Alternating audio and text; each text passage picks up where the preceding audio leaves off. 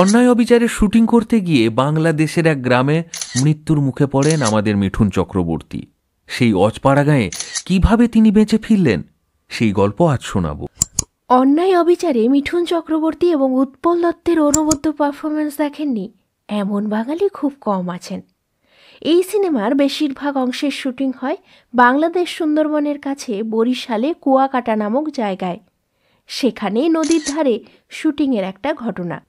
সেদিন শুটিং দেখতে বহু মানুষের ভিড় জমেছে। তাদের মাঝেই লুচি খাওয়ার বড় শখ হলো মিঠুন চক্রবর্তীর।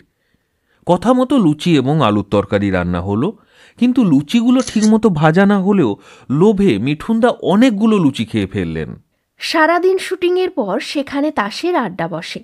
সেখানে আছেন তরুণ ঘোষ, যাকে মানুষ চিনেছিল অমানুষ সিনেমায় উত্তম কুমারের সহকারী হিসেবে।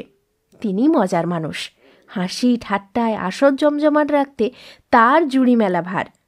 সেদিনও অন্যদিনের মতো তরুণবাবুর সঙ্গে মিঠুনদা খালি গায়ে বসে আড্ডা দিচ্ছিলেন।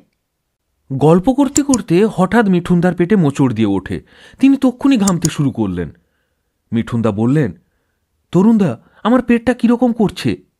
তরুণবাবু তখন তার স্বভাবসিদ্ধ ইয়ার্কির ভঙ্গিতে বললেন, এতগুলো লোকের সামনে তুই গপাগপ লুচিগুলো খেলি, নিশ্চয়ই কারণ নজর লেগেছে। যন্ত্রণায় কাতরাতে কাতরাতে মিঠুনদা তখন 2 হাতে পেট চেপে ধরেছেন। তক্ষুনি প্রচুর বমি করে ফেললেন। তরুণবাবু বুঝলেন ব্যাপারটা মোটেই সুবিধের নয়।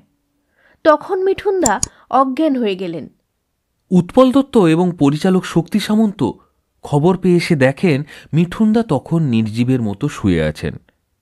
তক্ষুনি ডাক্তার ডাকতে লোক পাঠালেন, কিন্তু যাকে পাঠিয়েছিলেন তিনি অনেকক্ষণ পরে ফিরে এলেন, কারণ সেই গ্রামে কোনো ডাক্তারই নেই।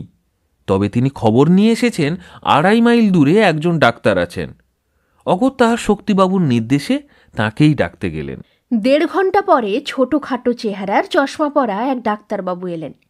কিন্তু অবাক করার ব্যাপার, এমার্জেন্সি চিকিৎসার জন্য কোনো সরঞ্জামই তিনি আনেননি।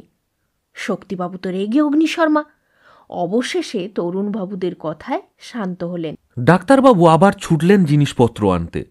এদিকে মিঠুনদার অবস্থা তো খারাপ থেকে খারাপতর হচ্ছে।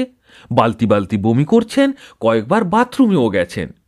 সবার আশঙ্কা হলো কলেরা ধরেনি তো। যাই হোক, ডাক্তারবাবু সিরিঞ্জ সহ অন্যান্য টুকিটাকি সরঞ্জাম নিয়ে এলেন।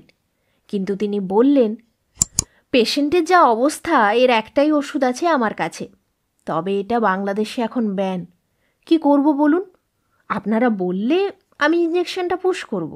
শক্তিবাবুরা আরও দোটানায় পড়লেন। এদিকে আশেপাশে আর কোনো ডাক্তার নেই, অন্য ওষুধ আনার কোনো উপায়ও তখন নেই।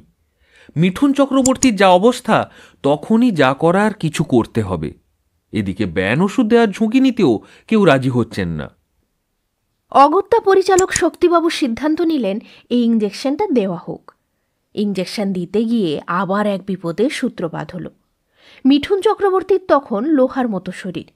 ডাক্তারবাবু ইঞ্জেকশন পুশ করার জন্য ভেনই খুঁজে পাচ্ছেন না। অনেক কষ্টে রক খুঁজে ইঞ্জেকশন দিতেই অন্য এক কাণ্ড ঘটল। পুশ করতেই সূঁচটা সিরিঞ্জ থেকে আলগা হয়ে গেল। তারপর আবার ইঞ্জেকশন দিতে হলো। অবশ্য সেই ইঞ্জেকশনে কাজ দিল। মিঠুনদা ঘুমিয়ে পড়লেন। পরদিন সকালে উঠে মিঠুনদা তরুণবাবুকে জিজ্ঞেস করলেন, আমার কি হয়েছিল বলো তো? হঠাৎ বমি করতে লাগলাম, একসময় ঘুম এসে গেল, ঘুমিয়ে পড়লাম। মনে হচ্ছিল 1000টা ইঁদুর আমার কান কাটছে, আমার গায়ের ওপর দিয়ে দৌড়াদৌড়ি করছে। তরুণবাবু তখন আগের দিনের অসুস্থ হওয়ার ঘটনাটা তাকে খুলে বললেন। সেদিন শুটিং ক্যান্সেল করেছিলেন পরিচালক, কিন্তু মিঠুনদা নাছোড়বান্দা। শুটিং তিনি করবেন, কারণ তার জন্য শুটিং বাতিল হয়ে প্রযোজকের টাকা লোকসান হোক তা তিনি চান না। অবশেষে মিঠুনদার জেদে সেই সকালেই শুটিং হলো। আজকের মতো এইটুকুই। এই অন্যায় অবিচারের শুটিংয়ে বাংলাদেশে আরও একটা ঘটনা ঘটিয়েছিলেন মিঠুনদা, যেখানে তার দেশের প্রতি ভালোবাসা প্রকাশ পেয়েছিল। সেই গল্পটা অন্যদিন শোনাব। আমাদের এই ভিডিও কেমন লাগলো তা অবশ্যই কমেন্ট করে জানান। ভালো লাগলে লাইক করুন, শেয়ার করুন এবং আমাদের এই সিনেচ্যাট উইথ অরূপ সূচি চ্যানেলটি সাবস্ক্রাইব করে দিন। ধন্যবাদ।